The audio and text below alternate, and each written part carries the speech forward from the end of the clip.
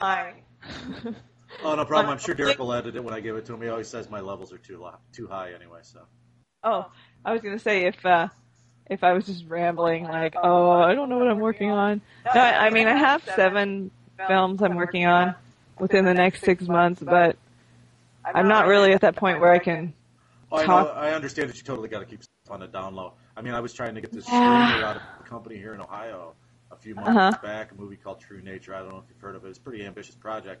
But they had to actually check with their lawyers before they'd give me a screener and everything. And when I got the screener, it actually had a watermark on it with my name on it. Oh, my gosh. So I mean, they were real high security. And then I've been bugging Anthony Sumner about Slices of Life. Been trying to get a screener for that. It's actually screening next weekend in Cincinnati, so I don't know if I'll go see that or not. But he's been kind of, okay, we're doing festivals right now. We can't give you a screener. And oh. Well, that's too bad.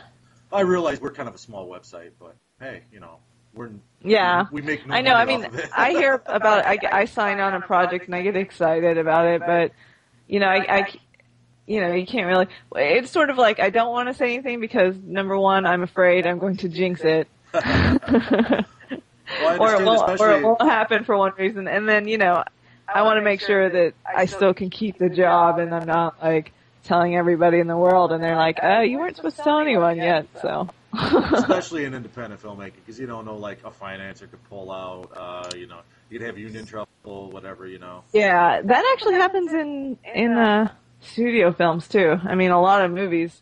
It's a very shaky business, Yeah, and I think that's why a lot of people are under stress if they're working all the time because it's there's uncertainties even when it's a quote unquote real movie or whatever you want to say. Well, and then most of the studio movies now are coming out are either like they'll Americanize a foreign film or they'll remake a film from the 80s. Yeah, I have some. I mean, there are some. I have projects that are affiliated with studios coming up, so I mean, I'm not completely opposed to it. I know some people just don't want to do them at all, but I'm open to whatever if it's a cool project. I just actually reviewed one that was really good. The Night of the Demons remake. A lot of people are going to. Okay, I was wondering about that, if that was any good or not, because I love the first one. A lot of people are going to hate on me when the review goes up because I actually said it was better than the first one. But you worked with Ed Furlong once? Yeah, I did. Okay. I worked with him on that was one of the first movies I did. It was called Canes.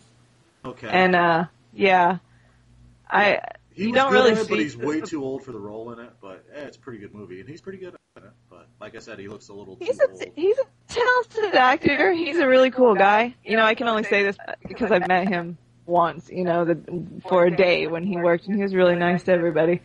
But yeah, I mean, I can understand if someone doesn't seem right for the part.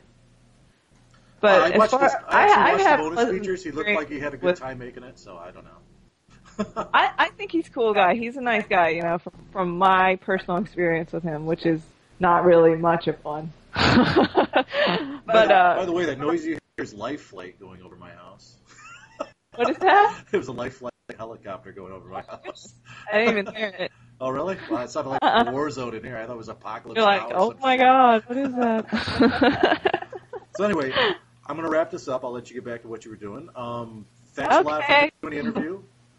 Yeah, thanks for having me. Anytime you want to do an interview again when I have more things coming up, I'll let you know. Thanks for being our first official Horror Hottie of the month. Oh, you're welcome. And we're kind of taking an informal survey. I got to ask you this before I sign off. Are you a fan of Bela Lugosi? Of course. All right. You guys heard that here. Bianca Barnett is down. Oh, before you go, did you see the picture of me at the Monster Palooza where I was with his son? Oh, really? No kidding. Yeah.